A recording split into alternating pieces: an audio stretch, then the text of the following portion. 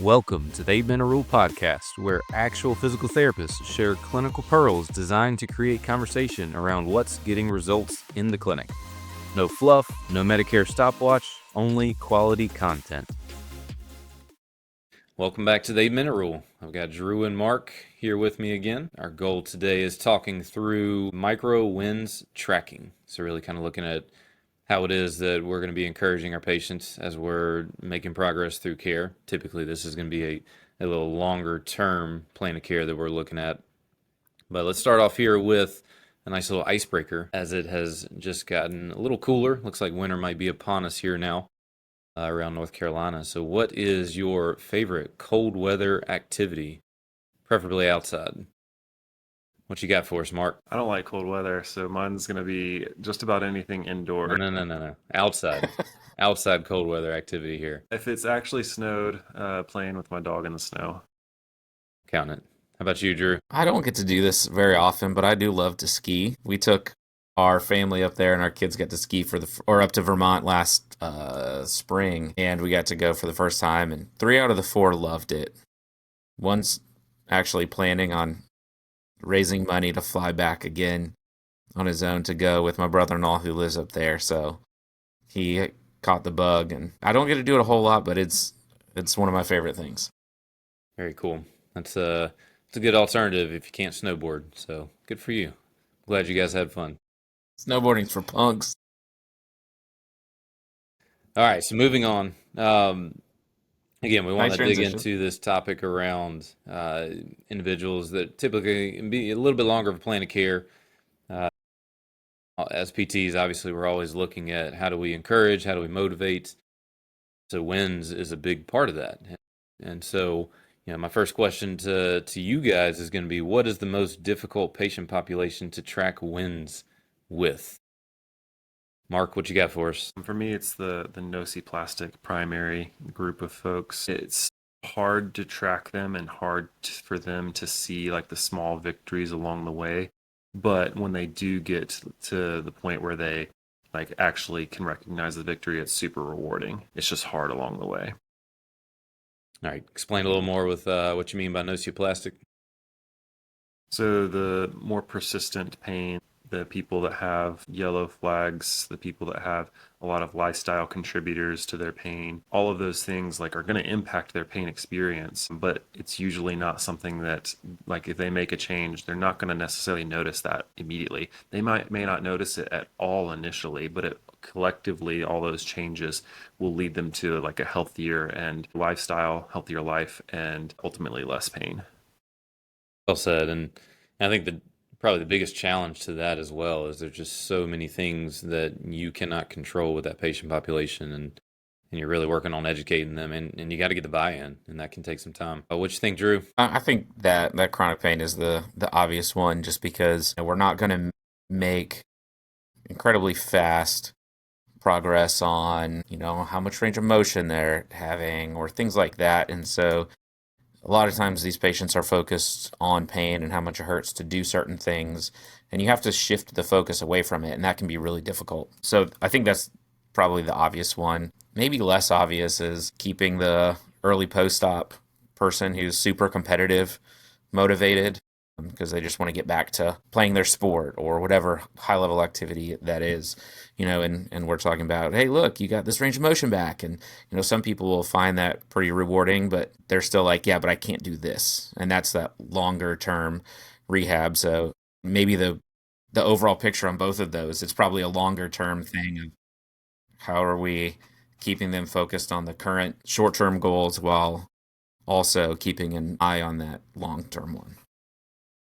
Yeah, it kind of filters into the next question I was going to ask as well too. And what have you seen, and kind of maybe some tricks of the trade that both of you guys have had success with in your clinic around individuals that are going to struggle to see their progress? It could be a situation where you've got the measurables, you're seeing the range of motion, maybe you're seeing the strength increase, but you've got an individual that, for whatever reason, either they had a conception that it was going to be a lot quicker, or they're just really struggling to see the progress. What kind of things have you guys seen in clinic that have been really effective with that patient population? I think one of the biggest points on that and navigating that whole thing is making sure you've got the information in your subjective exam. Because if you are focusing on that functional component and getting, say it's walking or cooking, whatever those things are that they have difficulty doing, getting very specific in, well, how long can you go? How much can you do before you have to take a break and before you sit down? And then coming back to it each time of, well, at the beginning it was 10 minutes and now you're saying it's 20, 30 minutes. Because a lot of times they'll focus on still not being able to do it exactly like they want. But if you can say, if you remember at the beginning, it was 10, now it's 20, which means we're making progress. Like, we're on our way. And you almost have to remind them where they were while you're still looking forward to where you're going. It's that in between, if you only look forward, it can be kind of demoralizing because it still feels like it's a long way to go. And if you never stop and reflect on the wins, they won't see that, hey, I am making progress and I am getting where I need to go. Yeah, I think that's great. I was thinking about obviously the subjective being such a big part of this, and then there's been times where I thought because I didn't begin it in my subjective on the eval that I couldn't come back to it. But I think it's a good reminder as well too that even if you did, it's okay. Each start of every session, you can pull it back in, and you want to have some clearly defined objective measures that your patient's able to take when they come in at the moment they walk into the clinic. So good stuff. What you think, Mark? Yeah, I think hopefully you've done a good job on the front end of setting the expectations as well. If you're working with somebody with persistent pain, saying, this is a process, this is a marathon, not a sprint. Like a lot of times they want to get better so badly that they come out and they just do everything as hard as they can, as many times as they can, all of this stuff, and helping them understand that it's more about consistency over a course of time. But even sometimes when you've done a good job on the front end, they're going to say things like, okay, you can walk 20 minutes now instead of 10 minutes. That's great. And they're like, yeah, but it still hurts. And that's when you can break down the conversation. Like, look, like pain is not a light switch. Like you can't just turn it on and off.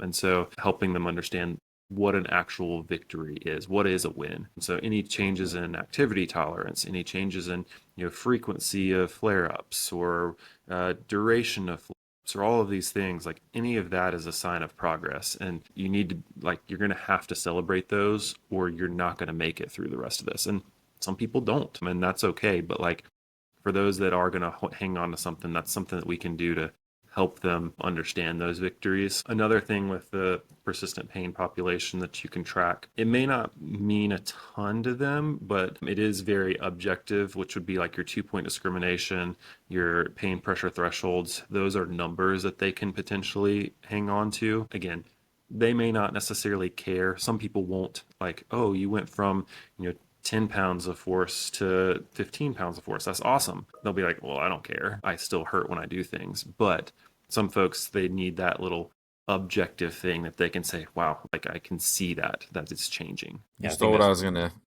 recommend as well. And make sure you're measuring the right things. I think that's key. If you're measuring just range of motion on someone who has like this chronic pain thing, like it's going to be harder to see progress than maybe some of that sensitivity of the nervous system. And how do you measure it? Well, it's often with those types of things, the 2-point discrimination and a pain pressure threshold. Yeah, that may be good for a future episode, just going through essentially the measurables in that crew, because it looks completely different than my evals for a very strict orthopedic case. Good stuff on that. All right, about out of time here, so quick 30-second answer from both of you guys. A patient walks in and, how are you doing since initial eval? I'm doing terrible. Okay. Did you do what I gave you to do at home? No. Okay, great. What are your go-tos here for getting individuals to adhere to their HEP? I mean, I would definitely ask questions. What are the barriers? Why didn't you do them? Did they hurt? Because sometimes they didn't do them because they hurt. Okay, well, that's on me. I need to fix what I gave you. But all of the other things equal, meaning they were not hurting and they just decided they weren't going to do them, or they claim they didn't have time to do so. I'm going to talk to them about their commitments, essentially. this is what it looks like. This is what's necessary. We can't get you to back to running until you're able to do these things. This is leading you directly to that. If you can't commit to that, giving me, 5 to 20 minutes a day to do these things, then maybe this isn't the right time for you. I usually would not have that conversation after the first visit, but like if they're consistently showing a pattern and I've talked to them about commitments and things, then yeah, it might be a conversation later on where it's like, this is just not the right time for you. Like, come back when you can commit to actually doing these things that are going to get you better. Yeah, well said. Drew? I don't have a whole lot of different things to say. The key number one is, again, finding the why. Is it because it hurts? Is it because they don't have time? Is it because they don't find it valuable, or they don't understand why am I doing this? Or like, you just maybe gave this to me for what reason, and how is that going to affect me in the outcome, or in the long term? If it's any of those, that's our part. Again, that's our education. I don't do this a lot. I should probably do it more than I do, but I think that, is this the right time for you, is a great question, because if they're not going to do their stuff at home, do you really want to spend 1, 2, 3 hours a day with driving time, maybe 5 or 6 hours a week coming here, if it's not going to make that big of a change? If you can't commit to that right now, I have no problem with it. No judgment on my end. But when you are, I'm here and I want to help you. If not, take care of what you need to right now, because maybe it's not a priority. If it's not, that's no problem. When it becomes one, come on back. Yeah, I love that. Start with the why is what reverberates to me. And it's hard because when patients aren't getting better, we're going to take it personal. We put a lot of effort into what do we do, and we take their burdens home a lot of times. And so I think the best thing to do is to, one, assume the best in people. When they come in, I don't want to assume that they're not doing what they're supposed to do. And I want to go to the why when they're not doing what I'm expecting them to do, just like you guys are talking about. And so then you're able to get it back to a conversation around, is this a good time for you? Like, is this where we need to be right now? Because I'm trying to give you everything I got. Likewise, I want you to commit to it. And if you can't, no judgment. But we're not going to both keep spinning our wheels this way. We're both just going to be frustrated. So I think those are great pieces of advice in there. So appreciate the conversation, guys. As always, good stuff, good pearls there. And until next week.